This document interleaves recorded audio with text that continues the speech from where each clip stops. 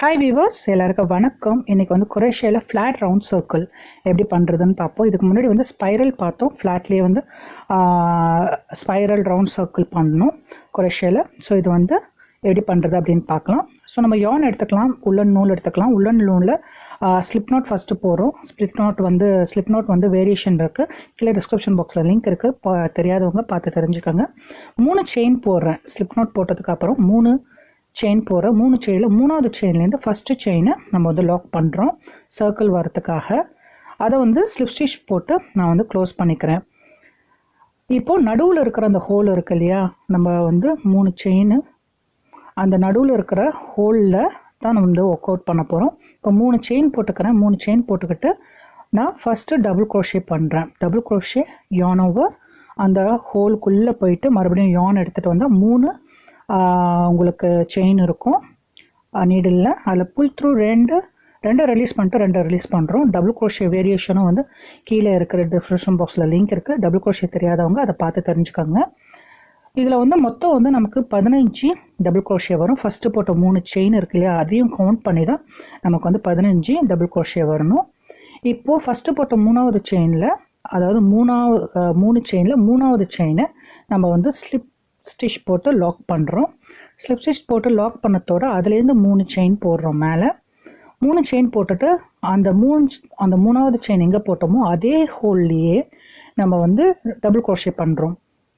இப்போது ஒரு ஹோல்லையும் 2 டபுள் க்ரோஷேங்கிற கணக்குப்படி நமக்கு வந்து 30 டபுள் க்ரோஷே வரணும். இப்போ நெக்ஸ்ட் ஹோல்லையும் நான் ஒரு ஹோலில் 2 double crochet. So 15 double crochet first ரவுண்டில் போட்டோம். ஸோ செகண்ட் ரவுண்டில் நமக்கு 30 டபுள் க்ரோஷே வரணும். ஸோ இது வந்து எக்ஸ்டெண்ட் பண்ணுறதுக்கு ரவுண்டு வந்து உங்களுக்கு வந்து பர்ஃபெக்டாக எக்ஸ்டெண்ட் ஆகும் உங்களுக்கு.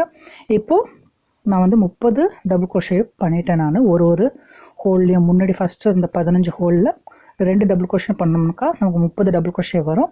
ஃபஸ்ட்டில் 3 செயின் ஸ்டிச் போட்டோம் இல்லையா, அதில் 3வது செயின் ஸ்டிச்சை வந்து நம்ம வந்து ஸ்லிப் ஸ்டிச் போட்டு லாக் பண்ணிக்கலாம். இப்போ மறுபடியும் 3 செயின் போட்டுட்டு பக்கத்தில் இருக்கிற ஹோலில் இன்னொரு நம்ம வந்து டபுள் க்ரோஷே பண்ண போகிறோம். இது எப்படி வரும்னாக்கா 1 2 1 2 அப்படின்னு வரும். ஏன்னா ஃபஸ்ட்டு ரவுண்டில் வந்து நம்ம வந்து சிங்கிள் போட்டோம், சிங்கிள் டபுள் க்ரோஷே. செகண்ட் ரவுண்டில் வந்து ஒரு ஹோலில் 2 டபுள் க்ரோஷே போட்டோம். இப்போ தேர்டு ஒன்று வந்து ஒரு டபுள் க்ரோஷே, அடுத்த இதில் வந்து 2 டபுள் க்ரோஷே. மொத்தம் 3வது ரவுண்டுக்கு 3 பேர் நம்ம செய்யணும். 3 டபுள் க்ரோஷே வரும், அதுதான் கணக்குப்படி வரும். ஸோ ஃபஸ்ட்டு 3 செயின் போட்டிருக்கோம் இல்லையா, செயின் போட்டுட்டு அடுத்த ஹோலில் 2 டபுள் க்ரோஷே பண்ணுறோம். அதுக்கு அடுத்தது 1, அதுக்கப்புறம் 2, அதுக்கப்புறம் 1, அதுக்கப்புறம் 2 அப்படின்னு சொல்லிட்டு இதை வந்து நம்ம போட்டுட்டு வரோம். போட்டுட்டு கடைசியாக முடிய மீது நான் காட்டுறேன்.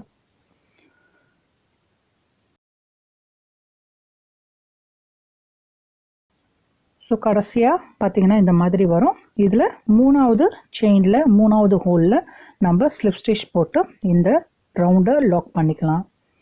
லாக் பண்ணிவிட்டு சேம் அதே மாதிரி தான் 3 செயின் வரும். 3 செயின் வந்து இப்போ 4வது ரவுண்டுக்கு எப்படி வரும்னா ஒரு டபுள் க்ரோஷே, அடுத்த ஹோலில் 2வது டபுள் க்ரோஷே, அடுத்த 3வது ஹோலில் 2 டபுள் க்ரோஷே, அதாவது 1 1 2 1 1 2 1 1 2 அப்படின்னு வரும். ஸோ இதில் வந்து 4 செட் ஆஃப் நமக்கு வரணும். 1 1 2 2 அப்படிங்கிற மாதிரி.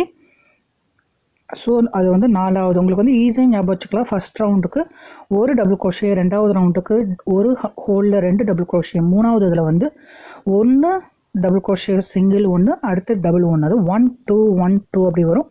4வது ரவுண்டுக்கு வந்து 1 1 2, 5வது ரவுண்டுக்கு வந்து 1 1 1 2 1 1 1 2 அப்படி வரும். 6வது ரவுண்டுக்கு 1 1 1 1 2 அப்படின்ட்டு நமக்கு கணக்குப்படி வரும். இது எவ்வளோ எக்ஸ்டெண்ட் வேணாலும் நீங்கள் போகலாம், எவ்வளோ பெருசு வேணாலும் நீங்கள் வந்து பண்ணலாம்.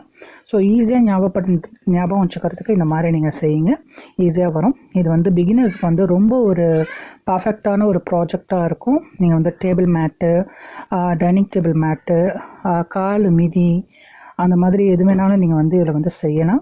ஸோ உங்களுக்கு வந்து இந்த ப்ராஜெக்ட் வந்து ரொம்ப ஈஸியாக, ரொம்ப ஞாபகம் இருக்கிற மாதிரி ரொம்ப நல்லா பர்ஃபெக்டாக வரும். இதில் வந்து ஏதாவது டவுட் இருந்ததுன்னா கண்டிப்பாக நீங்கள் வந்து டிஸ்கிரிப்ஷன் பாக்ஸில் கமெண்ட் பாக்ஸில் கமெண்ட் பண்ணுங்கள். நான் வந்து உங்களுக்கு வந்து முடிஞ்ச அளவுக்கு உங்களுக்கு வந்து கிளியர் பண்ண ட்ரை பண்ணுறேன். ப்ளஸ் டிஸ்கிரிப்ஷன் பாக்ஸில் நமக்கு வந்து ஸ்பைரல் இதுக்கு முன்னாடி வந்து ஸ்பைரல் crochet ரவுண்ட் பண்ணணும். ஸோ அதுவும் வந்து டிஸ்கிரிப்ஷன் பாக்ஸில் லிங்க் இருக்குது, பார்த்து தெரிஞ்சுக்கோங்க. இன்னும் நிறையா வீடியோஸ் வருது அடுத்தடுத்து. ஸோ வந்து கண்டிப்பாக லைக் பண்ணுங்கள், ஷேர் பண்ணுங்கள், சப்ஸ்கிரைப் பண்ணுங்கள். சப்ஸ்கிரைப் பட்டன் உங்கள் பக்கத்தில் உள்ள பெல் ஐக்கானை கிளிக் பண்ணுங்கள். ஸோ இன்ஸ்டண்ட்டாக நான் போடுற வீடியோஸ் எல்லாமே உங்களுக்கு வந்து சேரும். இந்த வீடியோ பிடிச்சிருக்கோன்னு நினைக்கிறேன். பிடிச்சிருந்தா கண்டிப்பாக லைக் பண்ணுங்கள், ஷேர் பண்ணுங்கள், சப்ஸ்கிரைப் பண்ணுங்கள். நான் இதில் வந்து 7 ரவுண்ட்ஸ் பண்ணியிருக்கேன். தேங்க்யூ.